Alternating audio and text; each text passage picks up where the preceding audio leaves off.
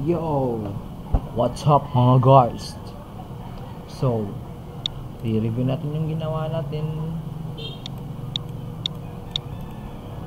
Kagawa na tayo ng create post. Pacquiao Maneo post. Kaya na natin mag-delete. So, ang next is yung pag-i-edit na lang at update. So, ang gagawin natin, gawa tayo ng edit.php. So, ang lalabas sa edit.php is ito yung code na ito. Tama ba? Oo, ayan. So, punta tayo ng index. Dito is edit.php. Tapos, yung ID natin is equal to, kagaya lang din ito.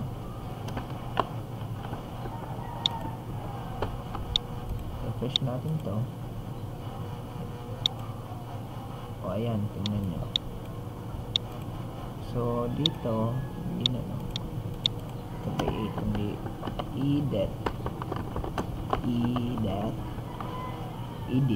edit tapos dapat makikita natin kung ano yung laman natin dyan, diba? Yung dating laman bago natin i-update. So para makita yung dating laman dyan, gagawin natin is yung ID natin, kukunin natin yung ID na nasa dito. So alam niyo na, di ba? $_get, ano yung i-get natin na value is ID, yung nasa taas dito. Get, kunin natin yung ID. Ano yung value ng ID is 3. Alright, so dito magki-query tayo. Pero bago tayo magki-query, for once muna tayo, diba? Ano naman yung i-require natin? Ito yung connection.php. So dito sa query natin is our query. Select all from post where ID is equal to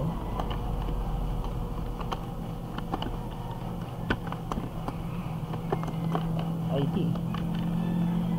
Ayan, ang result naman sa MySQLi query query.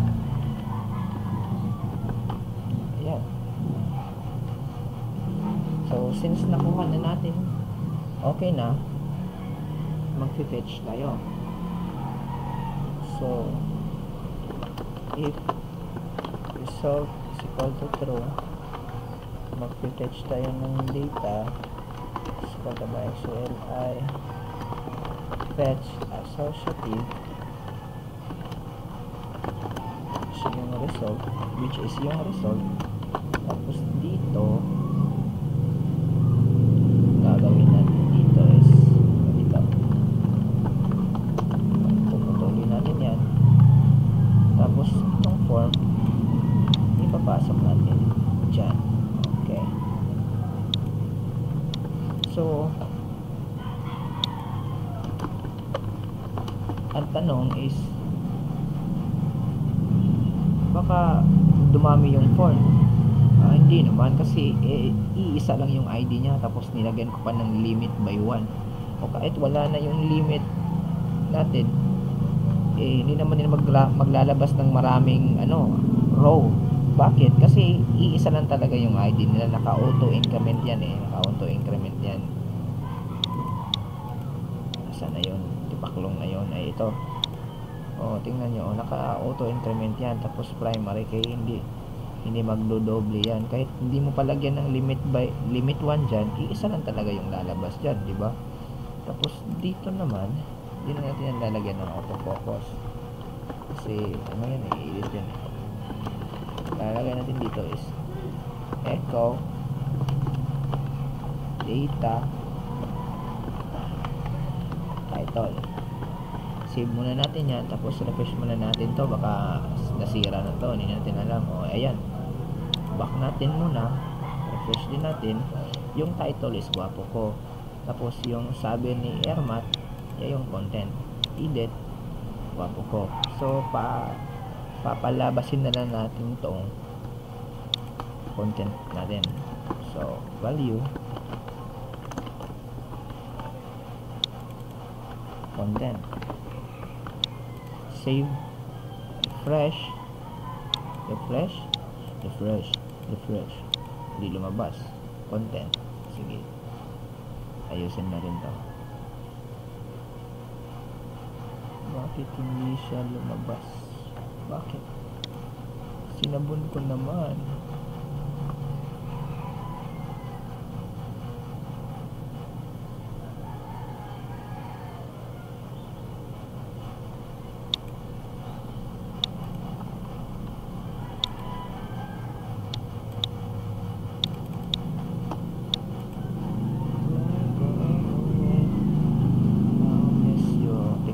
Check muna natin yung code ng mabuti.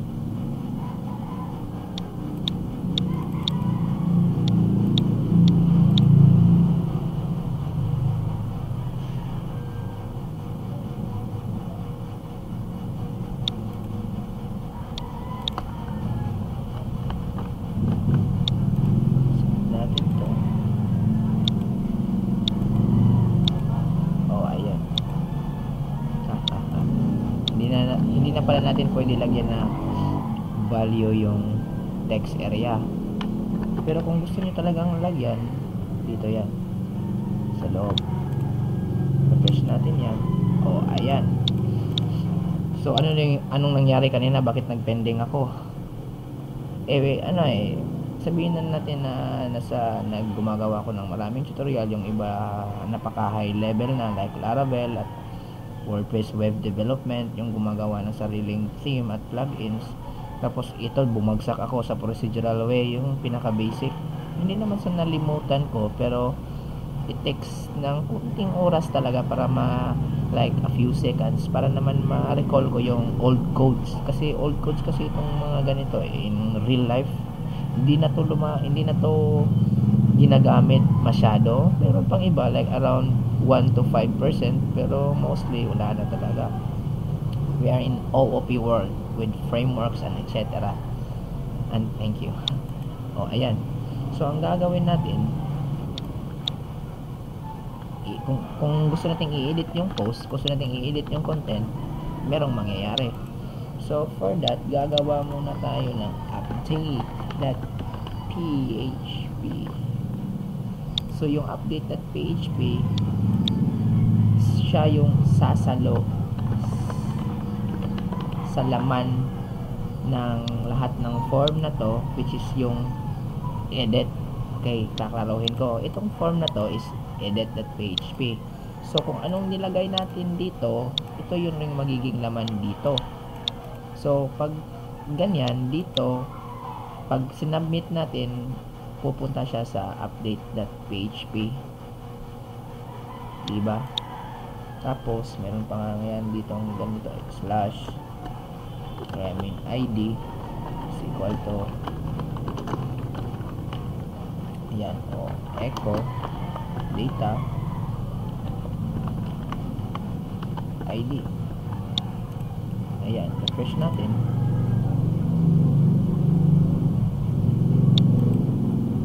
Ayan, update.php.id3, kasi 3 yung ID niya. So pag ginawa natin, pag nilagyan natin pa ng bagong content, pag click natin yung submit, yung content na to is mapupunta dito. Paano natin masisiguro yung ang data is pupunta dito, tapos yung specific post lang yung gusto nating, yung specific post na yun ay yun lang ang gusto nating i-edit dahil yan dito. Kasi ganito yan, pag click natin ng edit, yung ID ng post na to is nasa taas na sa URL na pag click mo. Tapos pag in-edit mo pa yun, nasa taas din yan sa update.php. So sigurado tayo na yung post na yan ang i-edit natin, siya lang din yung ma-update or your edited. So, dito na tayo sa update.php, declare up PHP. Ayan. Tapos, yung ID, kailangan ko yung ID. Equal to get ID. If asset naman, dito, bakit post to? Kasi, yung form natin is post. Tapos kukunin ko pa tong submit na to, check ko muna kung meron siyang sinabit o sinabit niya talaga. Tapos itong title is equal to, diba alam niyo na, title.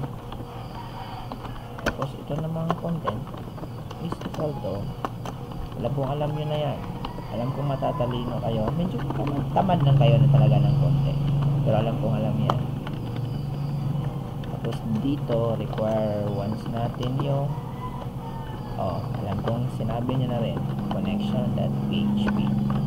So for this, gagawa ako ng query. Oops, daming lamok dito sa kwarto ko.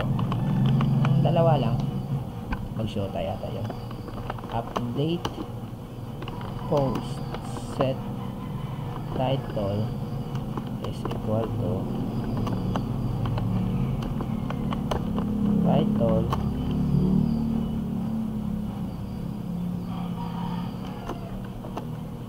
and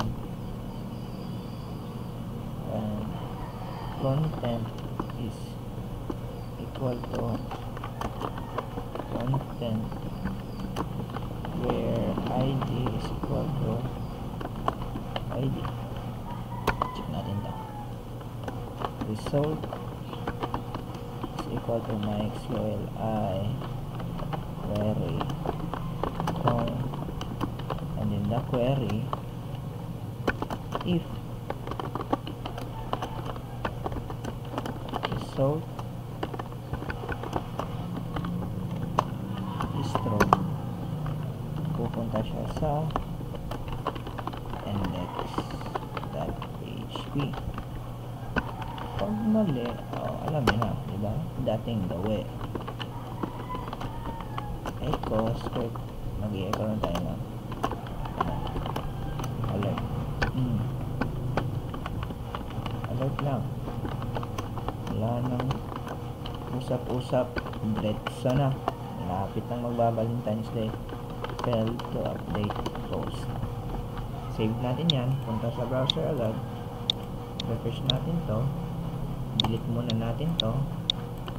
Wapo ako, sabi nila, dahil gusto nila ng codes. Submit natin yan, edit natin to, tapos yung content gawin natin bang loloko kayong mga babae, diba? Submit natin to.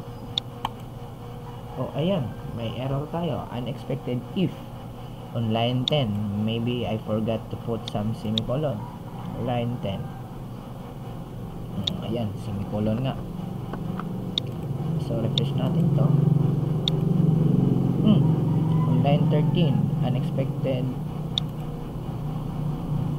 13. Ayay, ganyan talaga buhay. Meron talagang mga lumalabas dyan sa codes natin na hindi natin alam, pero laban lang, ganyan talaga ayan, ano nang nangyari, ano nangyari, sabi nila, dahil gusto nila ng codes, naging 0 yung title natin. Ano ba yun? Check natin ulit. Update post set title is equal to title and content is equal to content, right? Ano kaya nangyari doon? Check natin kung ano yung database.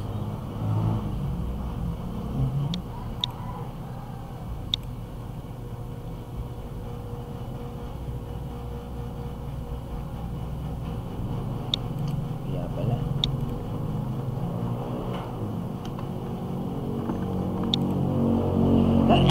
tingnan nyo yung gumamit ako ng and instead of comma lang pala.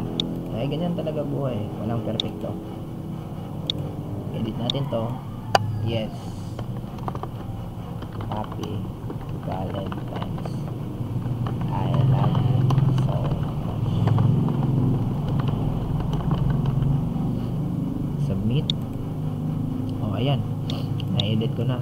Pasensya na kayo. Kasi, hindi naman natin lahat ng syntax ma-memorize eh. 1 gig lang yung utak ko. Tapos, nagka-virus pa. Eh, wala. O, ayan. So, parang tapos na yata tayo. Una sa lahat, delete ko to. Okay, fresh na. Create tayo ng post. Ito lang yung nasa function dun eh, yung sa tutorial. Create tayo ng post na wow, mahal. Tapos sa content is Happy Valentine's. Okay. Kain tayo. Right. Ayan, kung gusto mong i-edit, edit mo na. I love you. Ayan, I love you. Gusto mong i-delete, delete na. So, okay, tapos na. Pag meron kayong feedback, comments, or medyo pangit yung pagkakaturo ko, tapos, ano pa, maingay dito, tapos, hindi klaro yung output ng audio ko, comment lang kayo, baka gusto nyo akong sponsoran. Mura lang naman yun eh, 200, 300 plus lang yun sa CDRK. Kaya, bili na. Sige, salamat.